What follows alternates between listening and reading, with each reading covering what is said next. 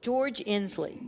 If you Google George Ensle, you'll find in Wikipedia that George began his career as a teenager performing in the 1960s in the Houston folk club scene at legendary venues, legendary certainly to us, like Sand Mountain, Anderson Fair, and the Red Brick Floor, and the Old Quarter, where he shared stages and swapped songs with artist friends who would later go on to become iconic on the national and world stage.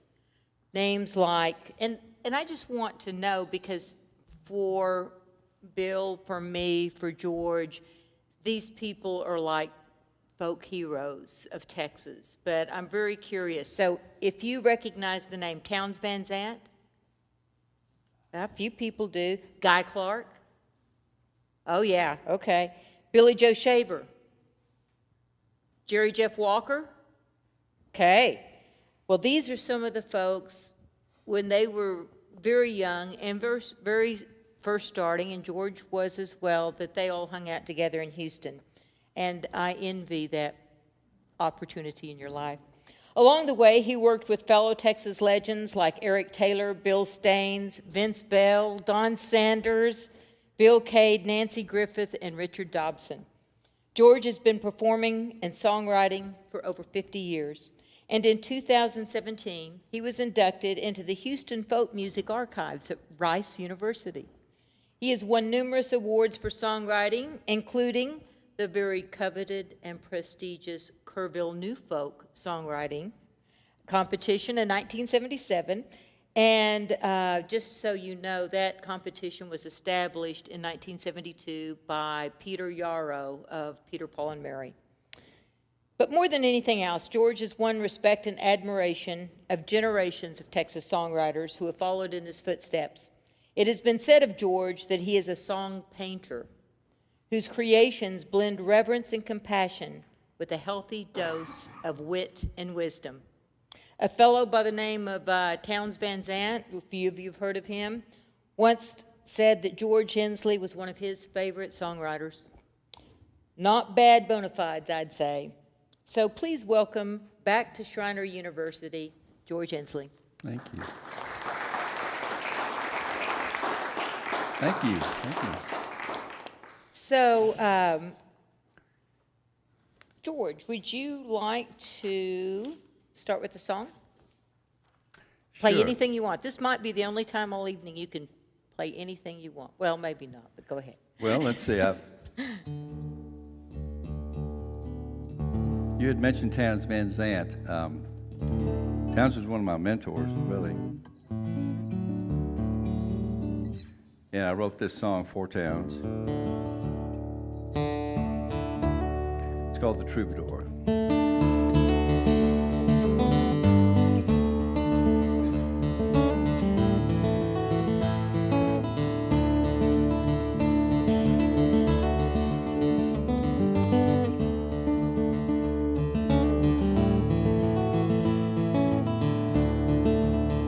When his fingers ring the silver string, his spirits sing on golden wing, words to fly you from your world of care, words to tie you to people everywhere.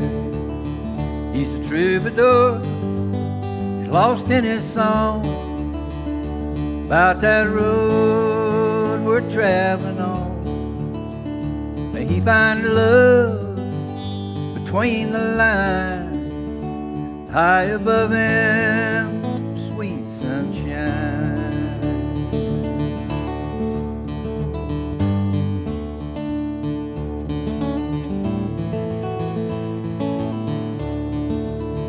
He's a city street, he's a country mile, lines cut deep round his smile.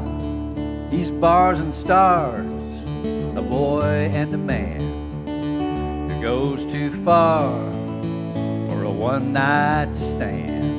But he's a troubadour, lost in his song about that road we're traveling on. May he find love between the lines, and high above him, sweet sunshine.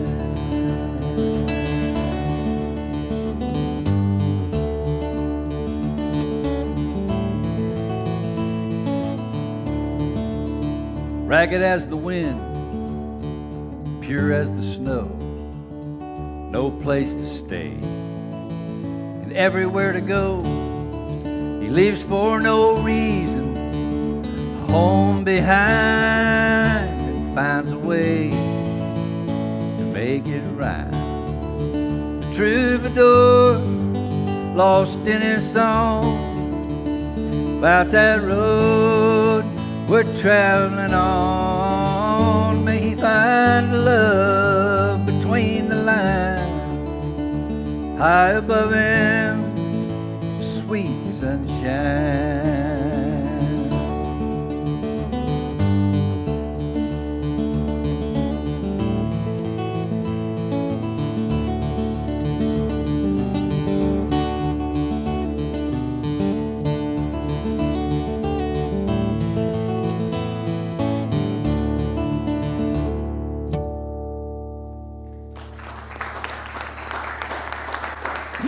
Thank you. Thank you. What a great song. What a great, I love that for Townes. Okay, so let's get the vitals out of the way. What's the name on your birth certificate? Blaze Foley. Oh, it is not. It's George William Ensle II. George William Ensle II. Yeah. And where were you born? In Houston. In Houston, okay. Tell us a little bit about your music education. Did you have formal, or how did you learn music?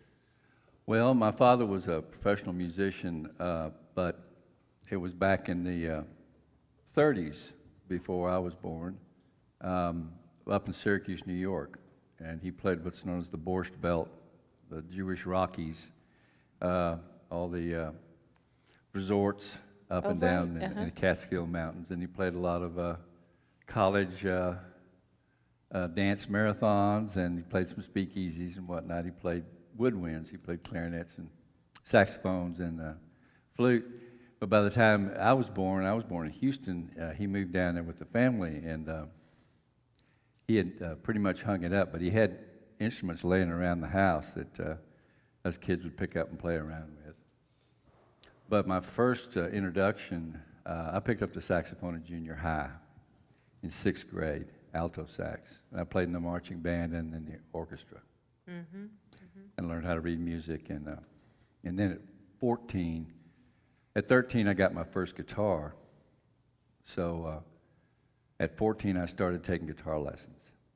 And the guy that I took guitar lessons from, Darrell Harris, he was the one that introduced me to the whole folk scene.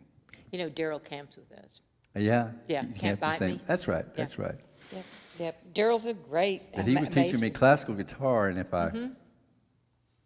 I did the study and went home and practiced and learned the piece, then the next lesson he'd show me a folk song. So that was the carrot that he dangled me. Taught me how to finger pick. That's great. And play folk music, and then I started writing songs when I was probably about 16. So it sounds like that your father probably did have an artistic or musical influence in your life, but you kind of took it on your own direction. Yeah, and he played classical music. Back then we had what they call hi-fi, high fidelity, before stereo, and he had a speaker that was about half as big as that curtain there, and he put it on full blast, and so I got introduced to the classics as well. Yeah. Well, for some of us, our first fans and often our first critics are our parents and our family. So I'm just kind of curious. Did your parents, were they pleased? They're very supportive, yeah. Yeah, yeah. And so do they have a favorite George Ensle song? Oh, gosh, I don't know. The one that, that's a good question. They both passed away, but I don't know. That's a good question. They were pretty supportive of everything I did, Mm-hmm. Did you ever write a song about them? Yeah, I wrote one for both of them, actually. Would you mind playing one of those? No, I don't mind. Let's see. We'll do the one I wrote for my dad. I wrote two for him, actually, but this one.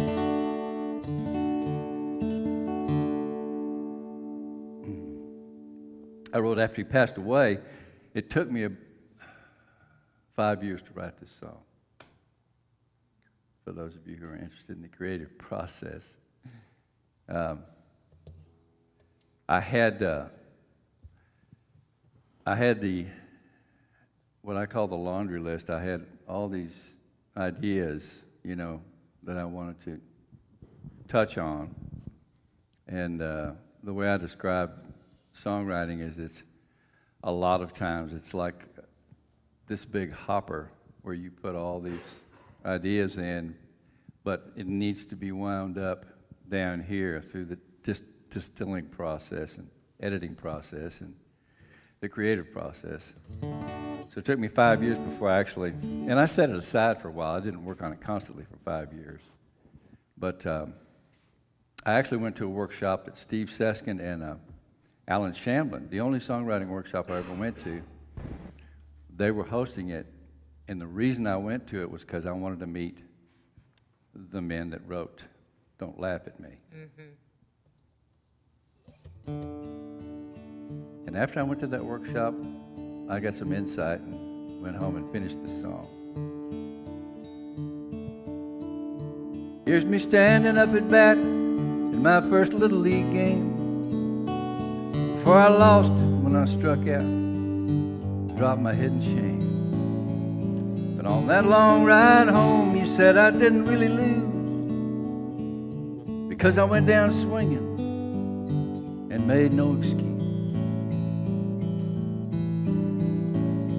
Here's me standing on your shoulders, working up the nerve to dive off into the deep end. Tears welling up inside, but I made it when you told me those words every child should know. You said I might turn you loose, but I'll never let you go. Saving me, you've been saving me in this album by your bed, filled with pictures of me growing up and the ways that I've been blessed with your little words of wisdom for my little cries for help that saved me from a scary world and saved me from myself.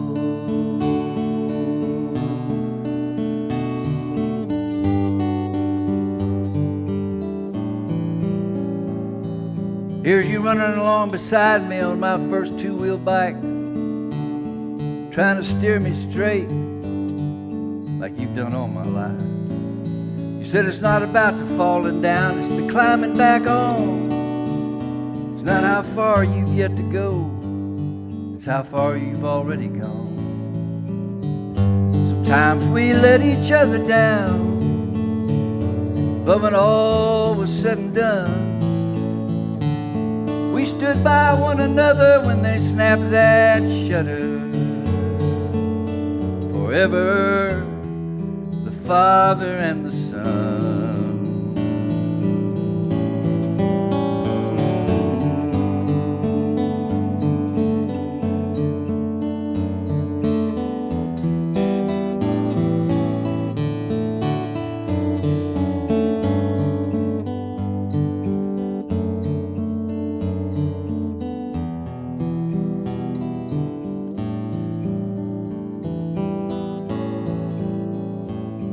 Now, I know you might not understand all I'm saying in this song,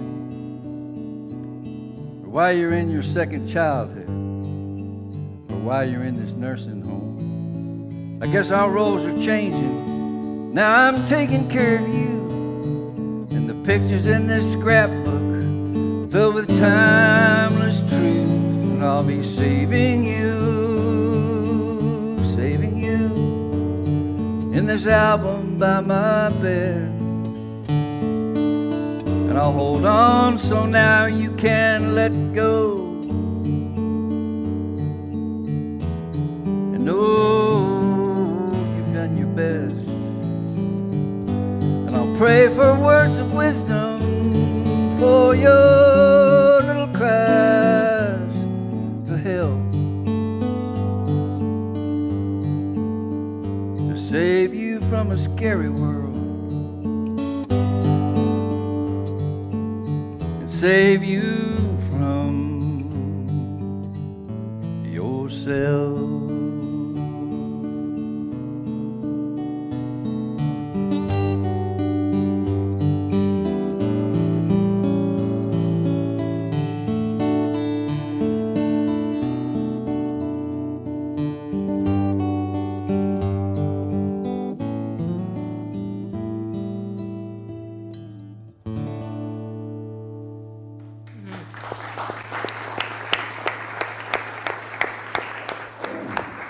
Man, you got me. Thank you. Ooh, that was amazing. Well, George, I know that Dr. Hudson has a film class here tonight, and what a great way to connect storytelling and the ability to paint images across genres. You know, and your songs.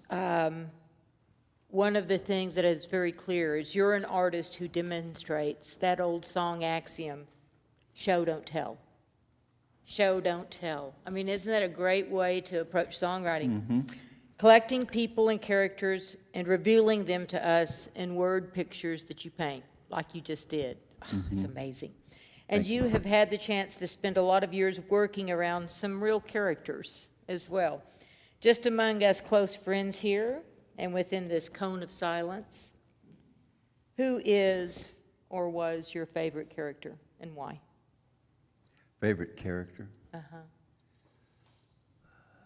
My favorite character? You mean, Well, this could be like, I mean, Townes was a character.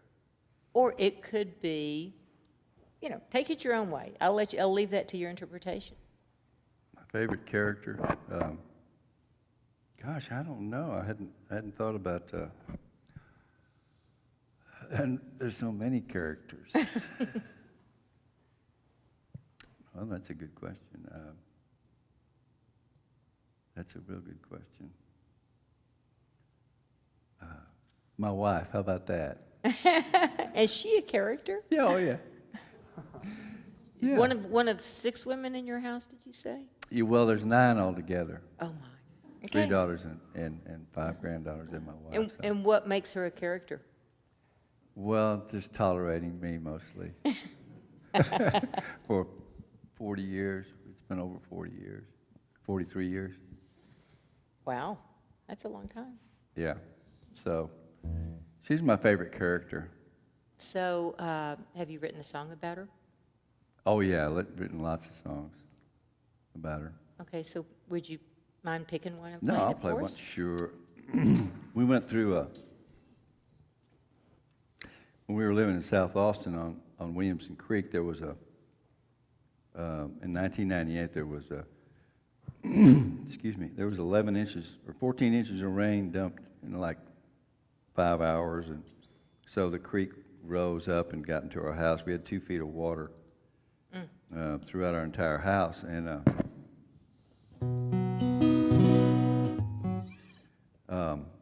the reason being there were 2 hurricanes that were parked out in the Gulf, and so it was an amazing experience. We had our 3 daughters living with us, and our dog. We all made it out safe and everything, but it was kind It's kind of frightening because it happened at night. It started coming in the house at night.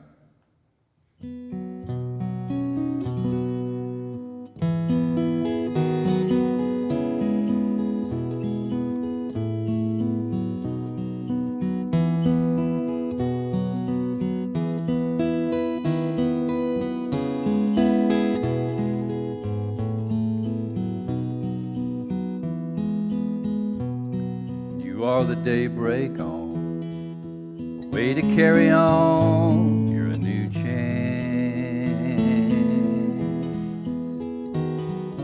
You are the morning dew on all that we've been through. You're a slow dance. You're the shadows and the pines where we lose track of time. You're what I miss.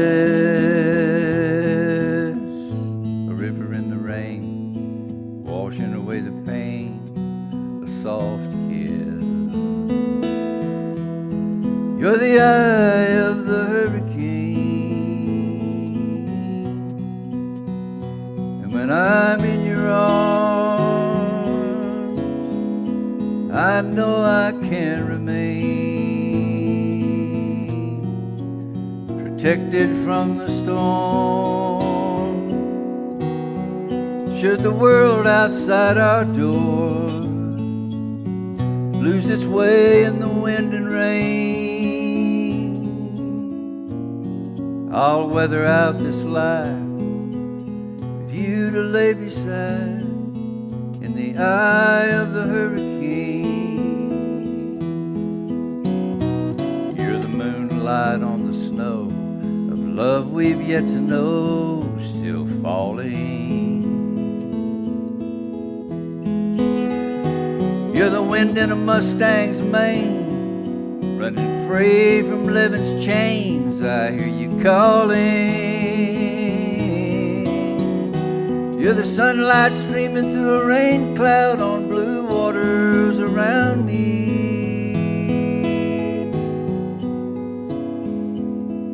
You're the stars out on the road, as clear as words unspoken since you found me.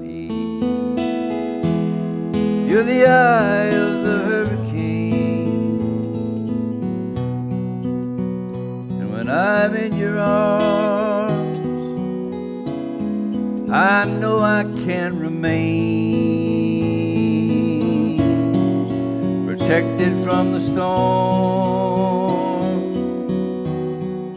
Should the world outside our door lose its way in the wind and rain, I'll weather out this life with you to lay beside in the eye of the hurricane.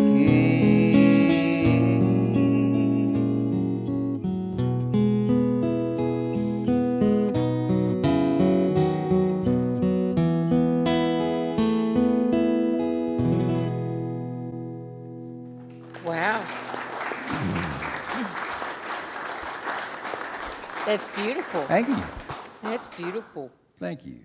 Well, we are at a time, I think you've had an opportunity to become just a little acquainted with George, and I hope that maybe he's piqued your curiosity a bit. So if you would like to ask some questions, that's a big part of the reason why we bring him here and present him in person, so that you have the opportunity to have a little one-on-one as well. So what I'd like to ask you to do, because we are videotaping this, is if you have a question, if you'll stand up. We have gentlemen here with microphones, because we'd like to be able to have your question on the video as well. So if you have a question for George, would you please stand up, and they'll come bring you a microphone? Thank you. My question is, my name's Ryan Hensley too. Hensley. How do you spell your last name? It's Ensle. Ensle. Uh-huh. Okay, mine's Hensley. Okay. Uh-huh. I was just wondering, how long have you done this? Well, I've been playing ever since I was 14.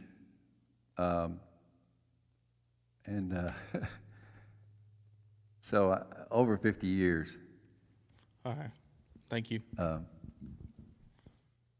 And I've been performing, well, I've been performing since 67, so 52 years I've been performing.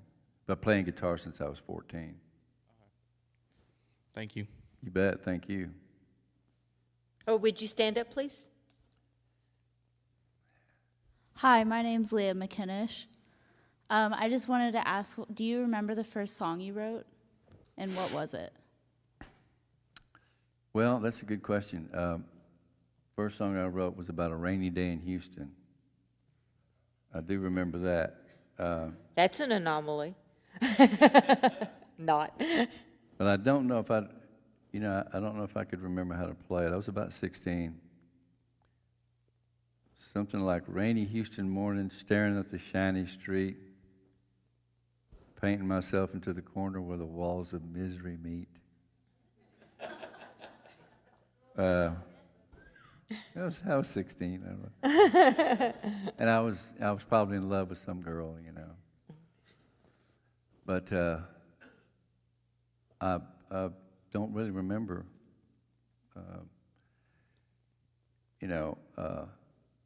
As you grow and mature as a writer, then you tend to leave some of your older material behind, thinking that even though some of my material, I still get requests for things I wrote back in the 60s and 70s.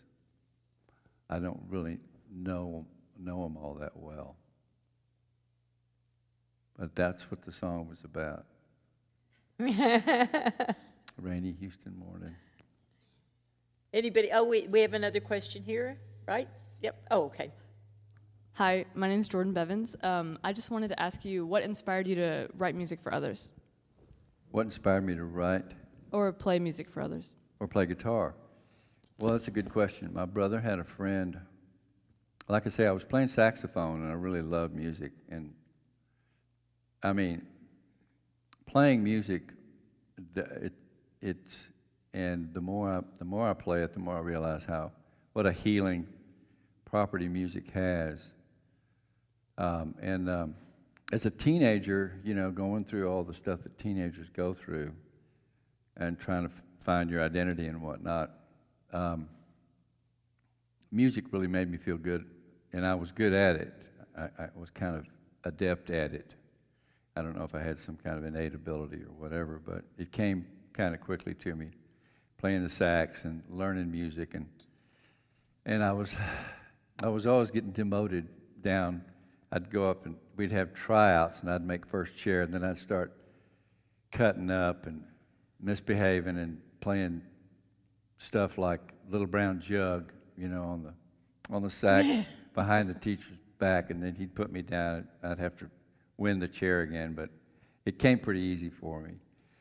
But my brother had a friend that would come over, and my brother was 8 years older than me, and his friend, of course, was 8 years older too. 8 years older, yeah.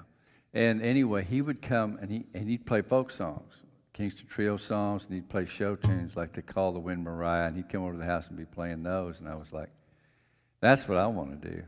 I want to play guitar and sing. So I asked my parents for a guitar, and I got one for Christmas.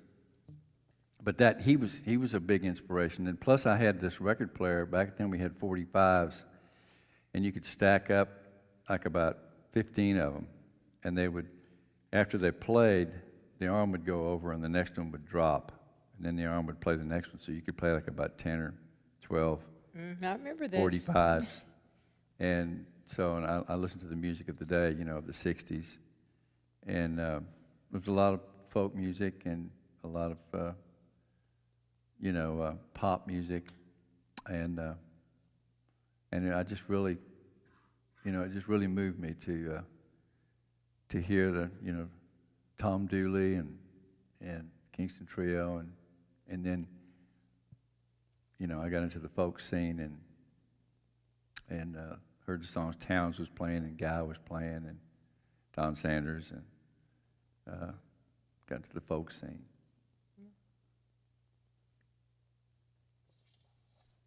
Okay, Another question here? Yeah, my name is Ali Mahoy. I was just wondering, since you were born in Texas and you grew up in Houston, do you think like your environment, just where you came from, had a big impact on the kind of music that you made, and why? I didn't really understand. Say that again? So, growing up in Houston, do you think like the people around you, or just like being in Texas, had a big impact on why you make the kind of music that you make? Oh, definitely. Yeah. Mm-hmm. And why? Why? Why did it have? Yeah, why do you think that? Well, I mean, that's what I was exposed to, and so I've naturally kind of had a tendency to lean toward the folk idiom, the genre, especially storytelling. But yeah, all the folk music was what was going on in the '60s in Houston, and we had these things called coffee houses back then. Well, they just served coffee and teas, like the Sand Mountain Coffee House you mentioned. They had little fishnet candles on the tables, and there was no alcohol, and it was all about, and it was acoustic music, so it was acoustic guitars, and it was all about, telling stories, and then it got to be, got to be some political stuff started, coming in the '60s too. I didn't really get into that scene, but I just kind of gravitated toward that, and finger picking was something that really was attractive to me, because especially when you're playing a solo, I mean, you sort of have to.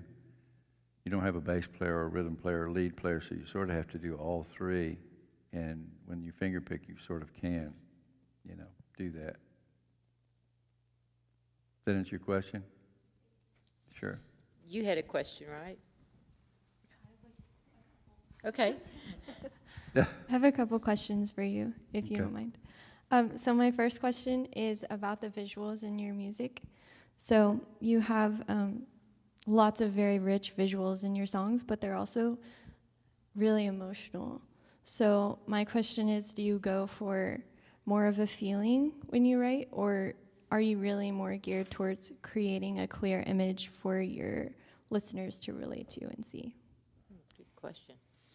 Yeah, it is a good question, and I was working as an artist in schools in the Beaumont through the government, and I had to sort of investigate the creative process, and so I did some studying, and I tried to explain the creative process or works of art, as songs included, as having three parts: a feeling, an idea, and a form. And you need to have all three of those things. When I was working with school kids, so I had to simplify it as much as I could. But what you're talking about is the feeling, but also the idea. And of course, the form is the way it's presented in terms of musically. So what has to happen with any work of art, I think, is there has to be an inspiration somewhere. And it either comes from the feeling, or it comes from the idea, or it comes from the form. A lot of times you can just play guitar, and you start playing around the guitar, and you come up with a really beautiful melody. Well, there's a form.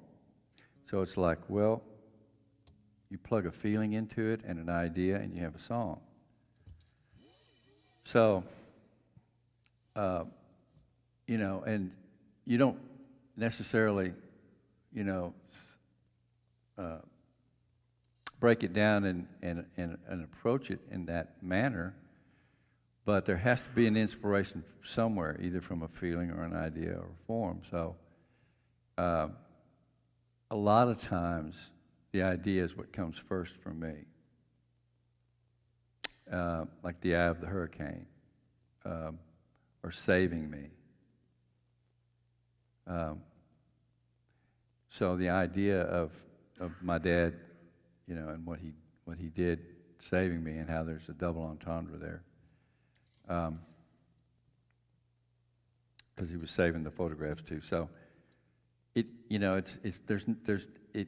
not really cut and dried. It's, those three aspects kind of, influence one another in the creative process. And that's what's so neat is being surprised by your own creative process.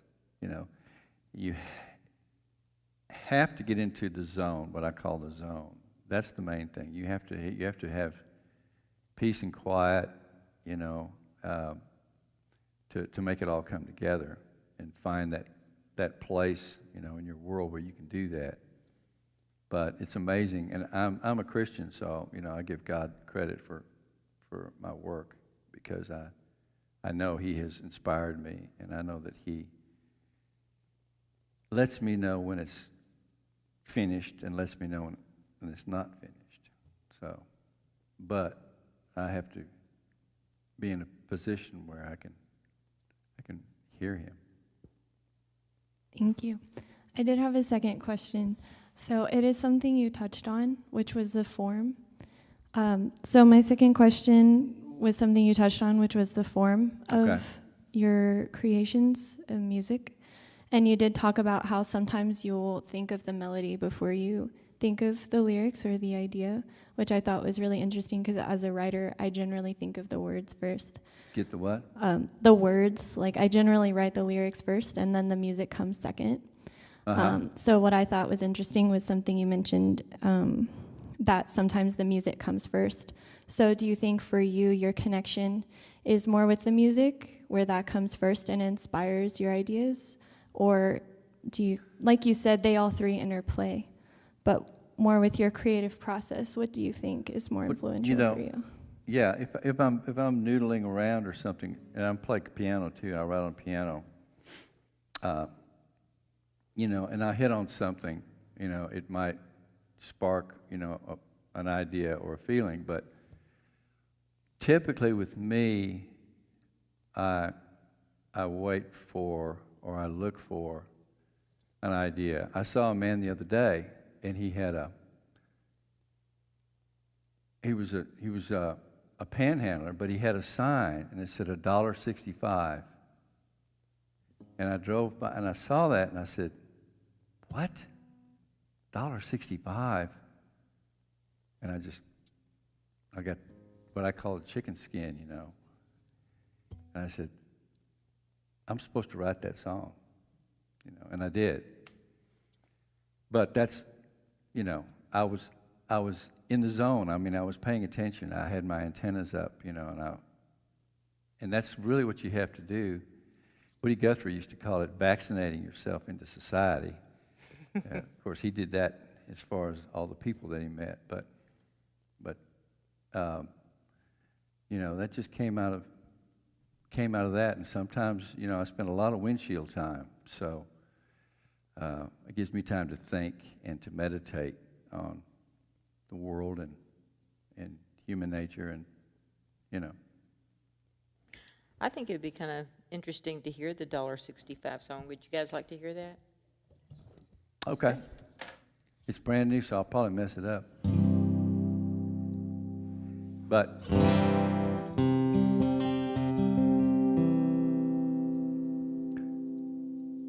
he was a street corner man, a sign in his hand, smiling in his tattered old coat. As I drove on by from the corner of my eye, I saw on that sign what he wrote: $1.65. $1.65. God bless. Well, I circled the block. I had to stop, do what I could for that man. I never found out what that sign was about. Cars kept honking as he reached out his hand for $1.65, just $1.65.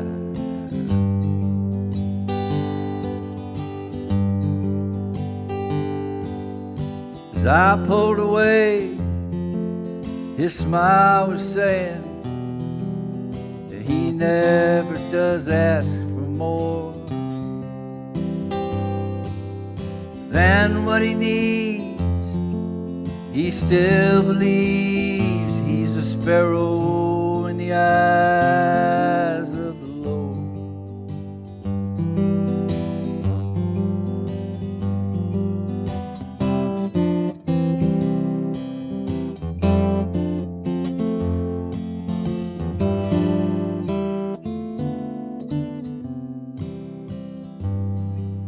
Might be what it takes to get rid of his shakes. It's cold living under a bridge. It might be all he lacks to take a Greyhound back home to his wife and kid. $1.65. Now he's got that $1.65.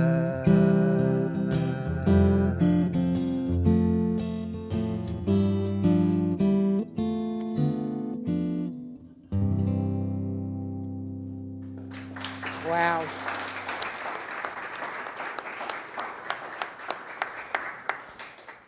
Thank you. Well, Tim, did you have a question? We need a microphone, though, so we can get it on our video. Andrew's got one for you. And thank you for being here.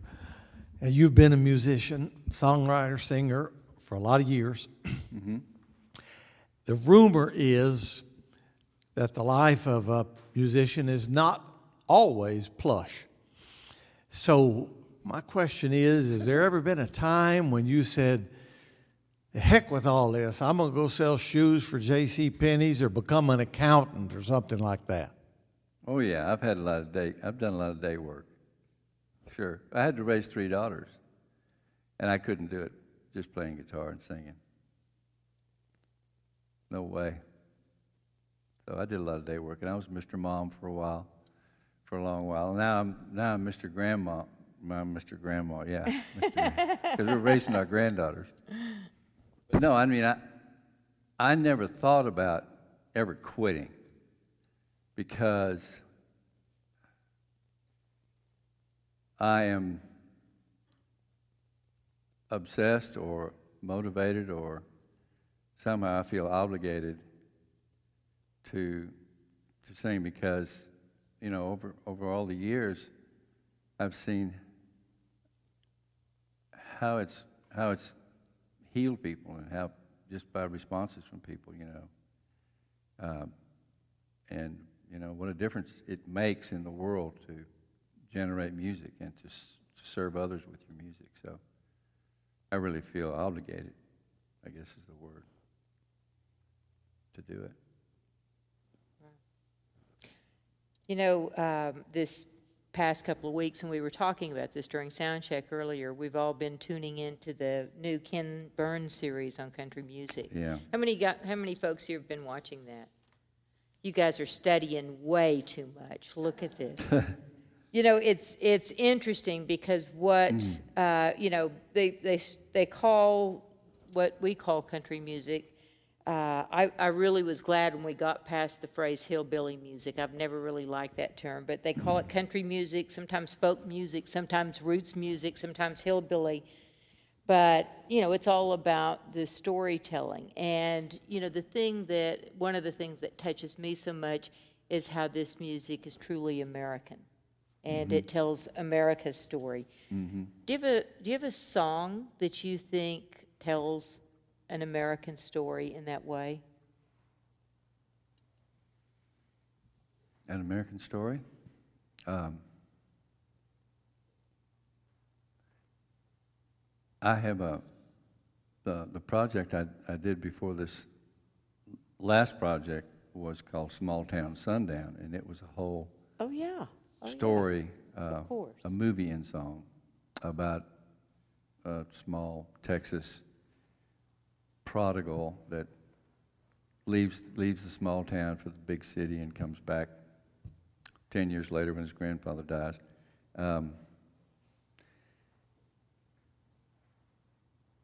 I'm trying to think if I've got something that's, I guess if you mean like patriotic.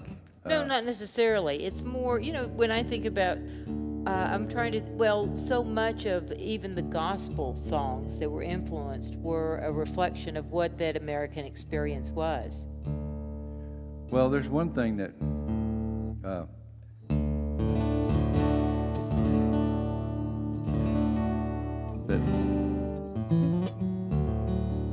I think is importantly American, and that's Mom and Pop. So I wrote a song for them.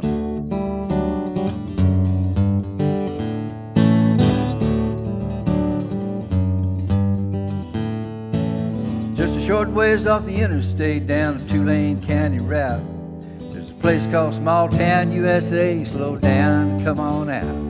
We got a cafe, ice house, feed and seed, and John Deere tractor shop. And they're all run by a hard-working couple we call Mom and Pop. Down at Mom and Pop's, you'll feel right at home. At Mom and Pop's, it's handmade and homegrown. At Mom and Pop's, you'll find a place that's family-owned and meet the two who built this country. Every time you stop at Mom and Pop. Mom and Pop's. Pop's handshake is all you need for a lifetime guarantee. Mama's back in the kitchen fixing all you can eat. They ain't just making a living, they're making a life. Trying to make a last stand, this heartland man and wife. We call Mom and Pop, you'll get an honest deal. And Mom and Pop, you'll get a home-cooked meal. And Mom and Pop, you'll know how it feels to meet the two who built this country. Every time you stop at Mom and Pop's. Mom and Pop. They're the salt of the earth, and they're the American dream. And they're working sun up to sundown in overalls and jeans. Filling pews on Sunday morning, they're singing them old-time hymns. They're down-home folks, and I'm proud to say, my next of kin. So come to Mom and Pop's, it's made with family pride. At Mom and Pop's, they'll fix it until it's right. At Mom and Pop's, you'll get something you can't buy from the two who built this country. Every time you stop at Mom and Pop. Mom and Pop. Just a short ways off the interstate down a two-lane county route, there's a place called Small Town, USA. Slow down and come on out.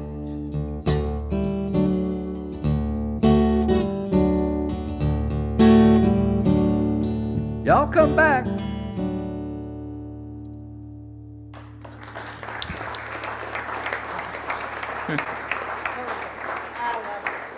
That's American. That's very American. Well, most songwriters definitely have heroes, people who impacted you, had early influence on you. Maybe they're still influencing. Not only the songs they wrote and performed themselves, but, even music that influenced them as well. So, and my bet is that those people who influenced you, a lot of these students haven't even heard about or maybe aren't familiar with. So would you share some stories about some of the people who influenced you as a songwriter and why? Well, excuse me, when I first started out, like I say, it was Peter, Paul, and Mary, and Donovan, and Judy Collins, Paul Simon, and Joni Mitchell. Paul Simon was a big influence on me because he was a very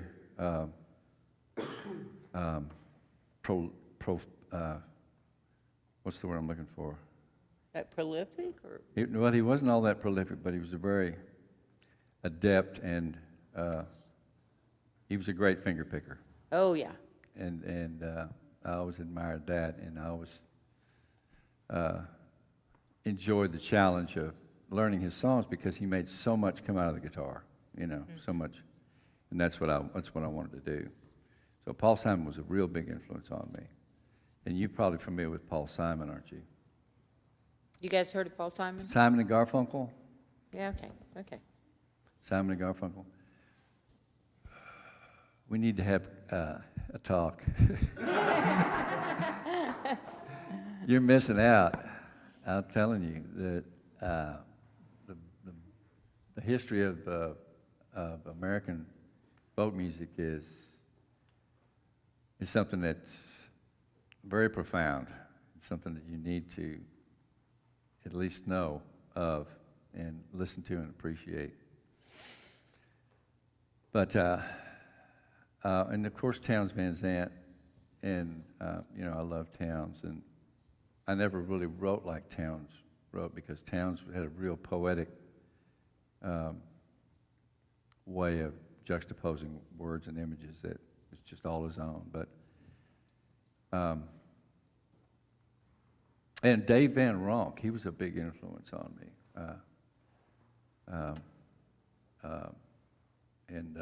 Actually got to meet him and open for him a couple of times and have him show me how to play a couple of songs I couldn't figure out.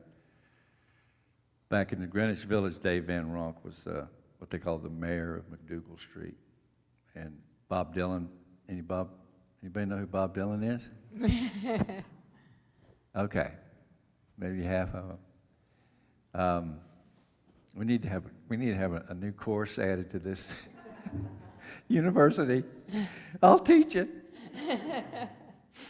You need to know who Bob Dylan is. But anyway, as far as heroes go, or influences, I guess Paul Simon was a real big influence on me. Probably one of the biggest, in Dave Van Ronk, because he had a blues style finger picking that was his own unique style, and Paul Simon had his own unique style.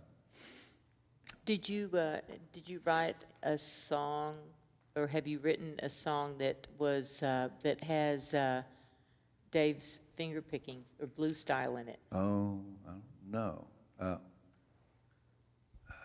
Or Paul Simon's finger picking style? Do you feel connected to a song that either of them inspired? No. I'm sure they did inspire me to write, but I don't know a specific song or not. Yeah. There's another gentleman, Bill Neely, who was. You know who Bill Neely was? I've heard, yes. He was Kenneth Threadgill's guitar player. Yes. But Kenneth Threadgill, anybody know who Kenneth Threadgill was? He did that. He sang a lot of Jimmy Rogers songs. And but anyway, Bill Neely, he taught me a lot about playing. He played swing, kind of. Oh, really? Okay, yeah. Uh-huh. And so he was kind of a mentor too. But heroes, I don't know. I'd say probably, you really used to like Paul Simon when they were together with the Garfunkel. When he was together with Garfunkel, when he went off on his own, I kind of, didn't really follow him. Oh man, I love his And then you got into Entire and then- catalog, Yeah, and you then know. you got into the big band, the Yeah, African uh-huh. stuff. And Yep, Ry Cooder was another influence on me too. yeah. But you just get to a point where you just start doing your own thing, and you're. So it sounds like to me that you found your own voice really pretty early in your life. Well, maybe my 40s, 30s or 40s, maybe. Yeah, Huh. maybe. Interesting. You said you started playing guitar when you were 14, and you started performing in the 60s, but, so at what age did you start really writing? Did you know that you were a songwriter? Probably when I was 16, and In the misery in the walls and the street? yeah, and leaving home and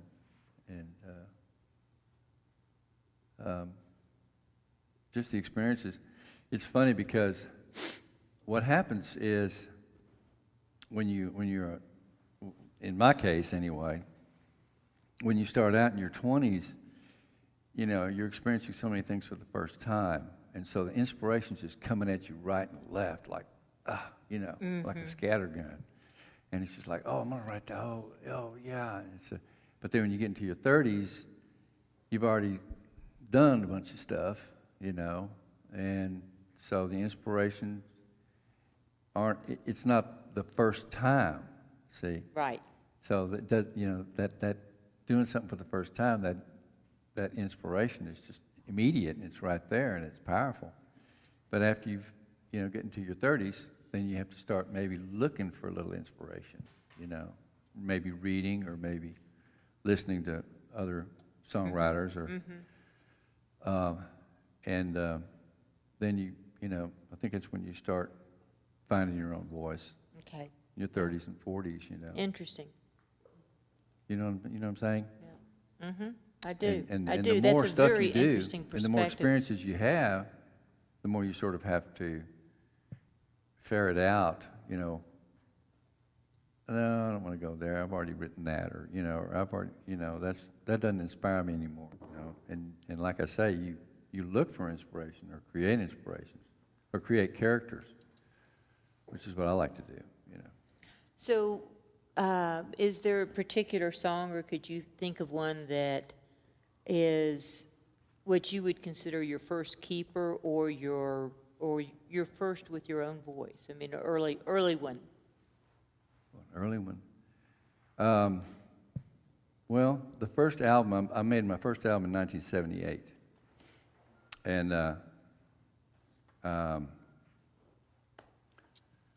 it had a ballad on it. It had a funny song. It had a ballad. It had a love song. It had a song I wrote for my best friend. I don't know. I could try this ballad. I don't know. It's kind of a long song, but.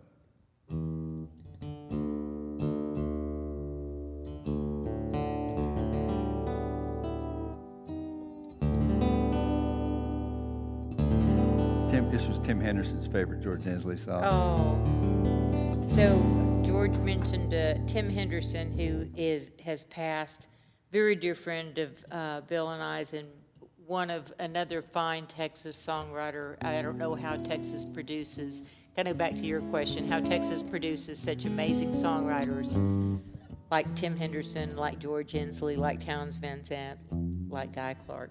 Just amazing.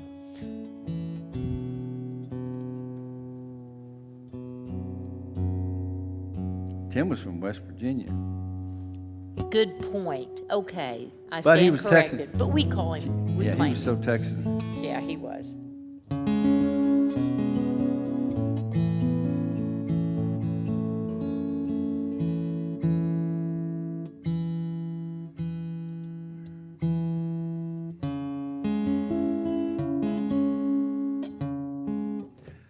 Actually, I'm not sure if this is a song that I played that won the Kerrville Folk Festival songwriting contest or not.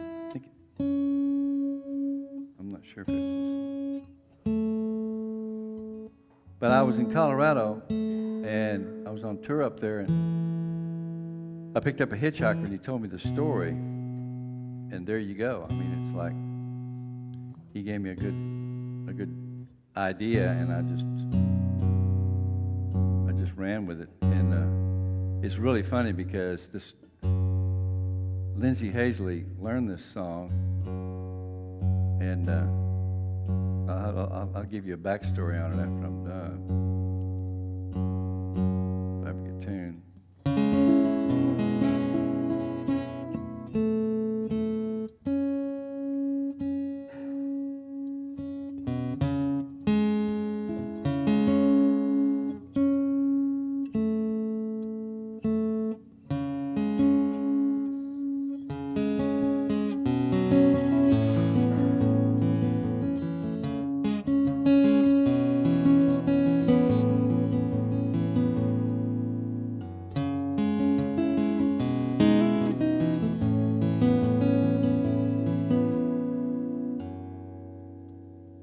Beneath the steel gray winter sky, Adam Schofield's wagon rolled down a muddy street in Denver, his beard frozen in the snow. A simple man from a farming clan in the hills of Tennessee,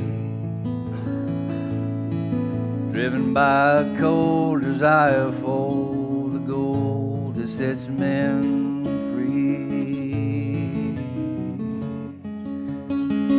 stale smell of smoking whiskey filled the Crystal Cave saloon. Adam laid a boot upon the rail, his cold eyes searched the room. He saw the ancient red man who wore a crucifix of gold, and listened closely to the story the red man slowly told. Call it Devil's Mountain, the one that stands alone, that leaves the ones that come to claim him, crushed beneath the angry stone that holds a vein as wide as any man could ever hope to find. But an evil spirit walks the road that leads to the devil's mind.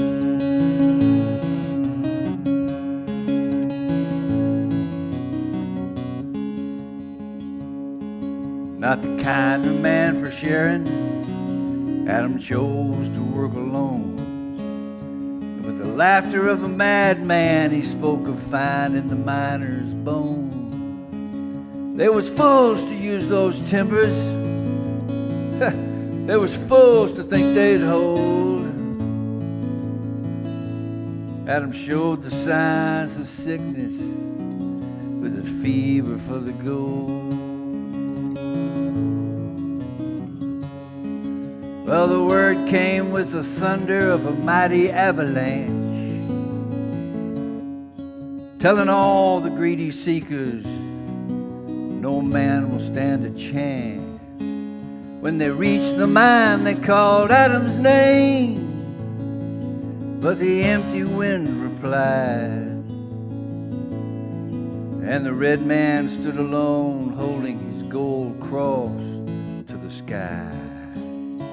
They call it Devil's Mountain, the one that stands alone, that leaves the ones that come to claim it, crushed beneath the angry stone that holds a vein as wide as any man could ever hope to find. But an evil spirit walks the road that leads to the devil's mind.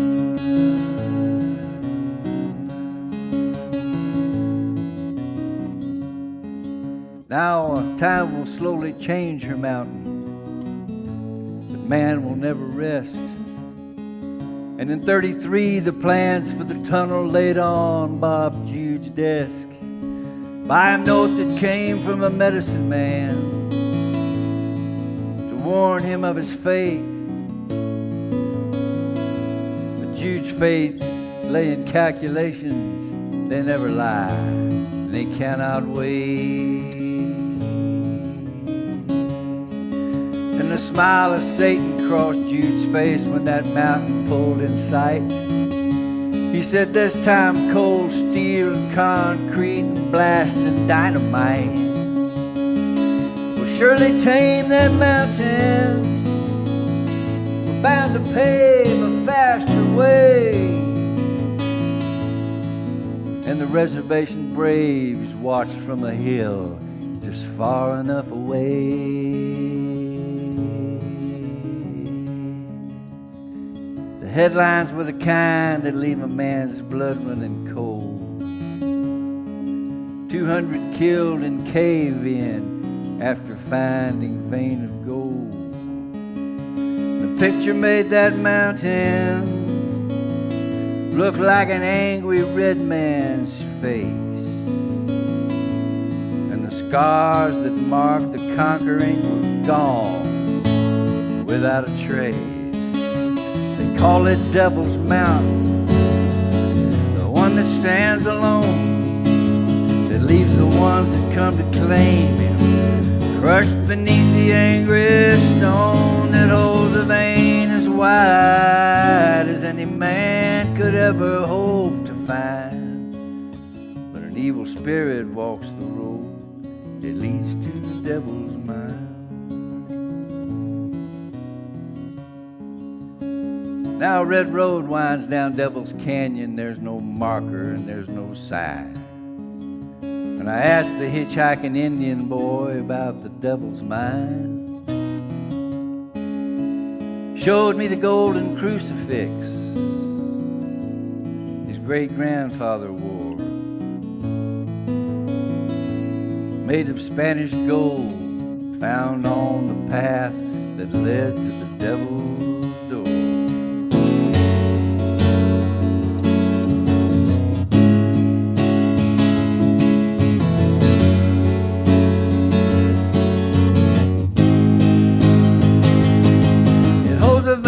Wide as any man could ever hope to find. But an evil spirit walks the road that leads to the devil's mind. It's an evil spirit that walks the road that leads to the devil's mind.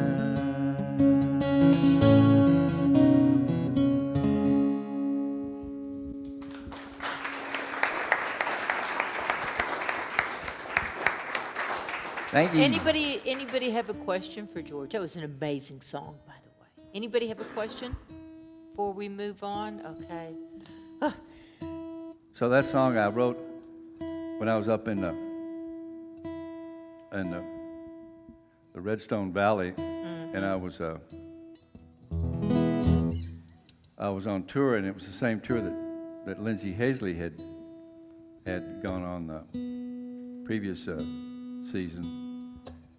We had the same tour booker, and so he said that Adam Schofield, he said, you got that name right from Schofield Pass.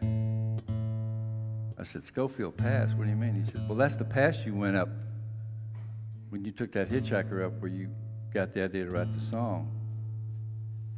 And I said, no, I've had that Adam Schofield. I got the name Schofield off a mailbox in North Austin. And I thought, what a cool name, Schofield. I need to use that someday for a character's name. So he said, well, just look on the map, and I was at Schofield Pass. That's where I wrote the song. That's amazing. It gets better. So when I was working with the kids as an artist in school, I used to take they put out an almanac that's really cool. Remember when it first came out? It was like 1978, and it was this almanac that was this thick and had everything in it you could imagine. And I would thumb through it in the mornings to try to get inspiration. And one morning I was thumbing through it having coffee before I went to school, and I was looking up mining disasters, and there was Schofield, Utah. 200 killed in a cave-in in Schofield, Utah. Wow. So, okay. Wow. So anyway, that's what sometimes happens. You know, it's interesting. Makes it fun. The creative process is, and I mean, it's unique. Sometimes things come along like that are just a gift and almost mysterious. And others, you know, you mentioned the song about your dad that you worked on for 5 years. Yeah. You know? So for the sake of our audience here, and especially our students who may be aspiring to be songwriters, take us through a song that you, maybe one of your recent creations, but kind of talk us through the process. You've hit on, you know, there sometimes it's the music, sometimes it's the image, sometimes it's the feeling. The form. The form, yeah. Yeah. And so kind of take us through what inspired a song, give us the picture vignette, what those steps look like, how long did it take, how Well, did that creation come about? We could take the $1.65 song, which, again, it was something I actually witnessed, you know, and I saw this man, and I immediately, you know, I had to think, why? Why would someone ask for $1.65, you know? And so I just kind of was puzzled over it, but I definitely thought that he could have asked for a lot more. And, I mean, you know, typically, there's no price on the sign. It just says, Right. need Money. help, God bless. Yeah, right. And so it got me thinking, and I thought, well, I'm going to put a story to, you know, I'm going to work backwards or whatever, and put a story to it. And then I thought, and I just literally sat down with a guitar, and the first lines I came up with was, he was a street corner man with a sign in his hand, smiling in a tattered old coat. As I drove on by, from the corner of my eye, I saw on that sign what he wrote, $1.65, and I thought, wow, that's like the first verse. Yeah. There it is. That was easy. Now where do I go? You know, and so then I started thinking about now, and then the last verse, you know, about, you know, well, at first I was gonna say it was okay, you know, didn't really matter. See, I have a philosophy about panhandlers, and basically, at being a Christian, you know, I don't feel like it's my place to judge why they're there or why they're asking for handouts. All I know is they're my brother and sister, and they need something. And I'm obligated to give it to them. Not to question them, not to judge them, not to find out, take a survey. So I said, well, you know, I could just say, it might be all it takes to get rid of his shakes, you know. And that could be interpreted as a cup of coffee or a shot of whiskey, you know. It's cold living under a bridge. And then it might be all he lacks to take a Greyhound back home to his wife and kids. Yeah. And I said, oh my gosh. I started crying. Yeah, that moves you. Yeah. It's because it's so true. Yep. It's so true, you know. So I'm not, you know, it's, people need to know that that's a fact of life, that it's not us to judge, it's us to give, you know. And in the middle, though, I had to figure out, so I had to stop and circle the block and see and do what I could for that man. I never found out what that sign was about. Cars kept honking as he reached out his hand, you know. And that whole aspect Oh, yeah. of people not getting it, you know. And then the bridge, you know, I went back and forth to different, I even had Mother Teresa in the bridge at one point, but because she said the wealthiest are the poor, you know, very often. because the poorest people, it's like the Beatitudes, blessed yeah. are the poor in spirit. This is the kingdom of heaven. So that verse happened, and then the bridge is what kind of held me up, because I went a couple of different places with it, but I wound up kind of going back where I was in the beginning. But that's where that song came from. Devil's Mountain came from a story a guy told me. Song from my dad, came from, me paying tribute to him and honoring him. But at the same time, going into his second childhood, because he had a stroke.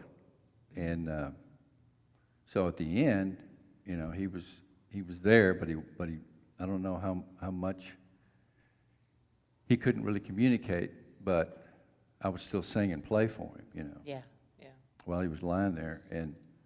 But going the full circle with me taking care of him and him taking care of me, that idea, that seems pretty universal. So, but it's just like I say, it's being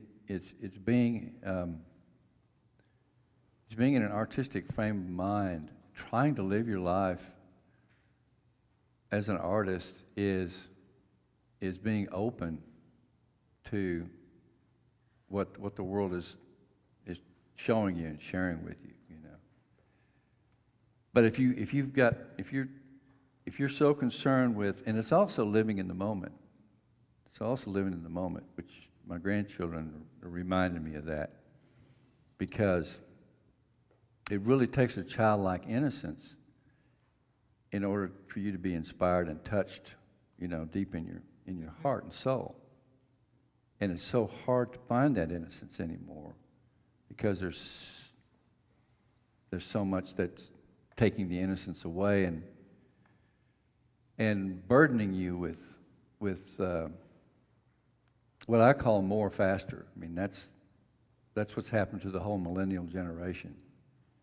Is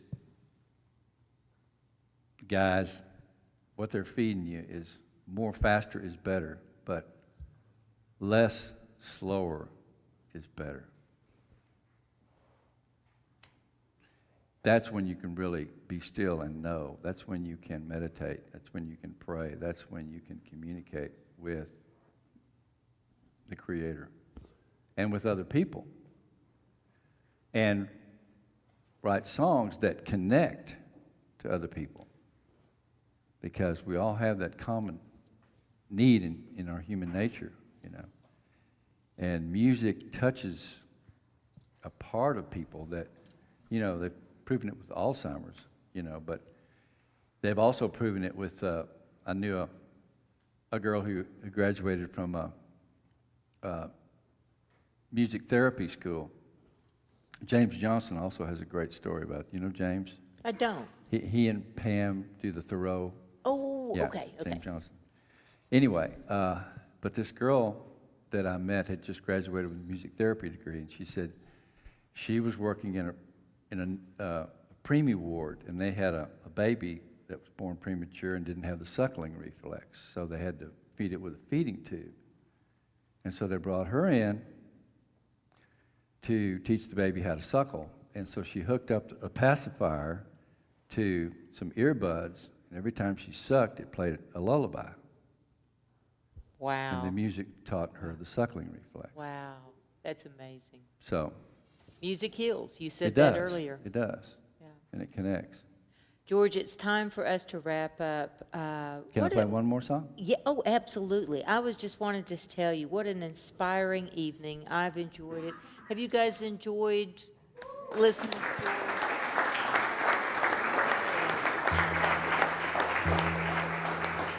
So let's close with whatever is moving you in your spirit in this moment, or perhaps your favorite George Ensle song. But thank you so much for being here. Well, it's a real honor.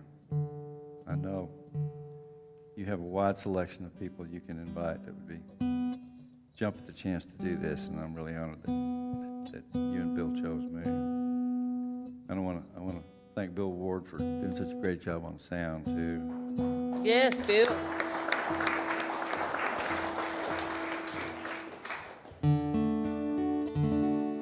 But this is an example of two people who share different philosophies or religions. I wrote this with a Buddhist, Mr. Richard Dobson. So a Buddhist and a Christian wrote this song.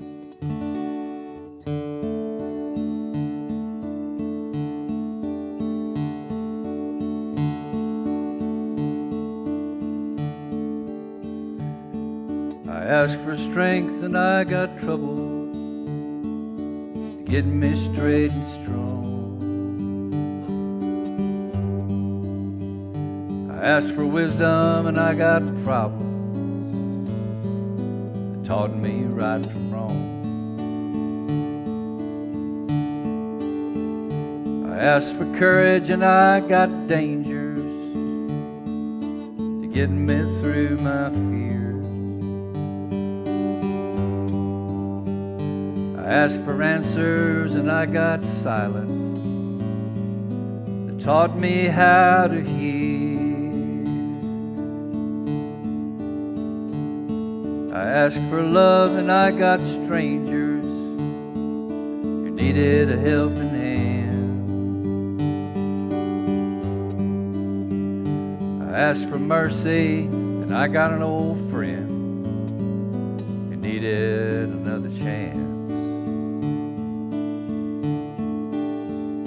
I asked for beauty and I got to see the world through the eyes of a child. I asked for understanding and got to see an old one smile. I got the world in a raindrop and the promise in a seed.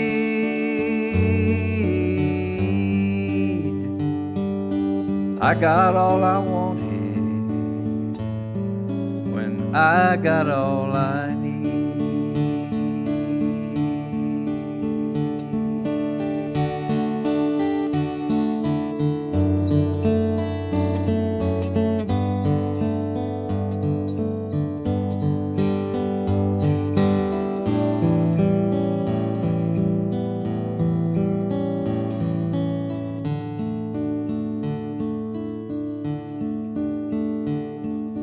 When I asked for years,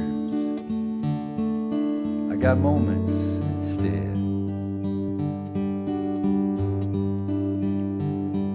And when I asked for a feast, I got my daily bread. I asked for wealth and I got work and the hands to make my pay. I asked for truth, I got a lady, stands beside me all the way. Got the world in a raindrop and the promise in a seed.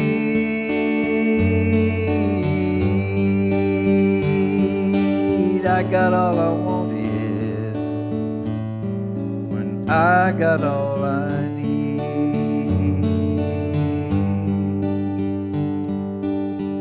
I got all I wanted when I got all I need.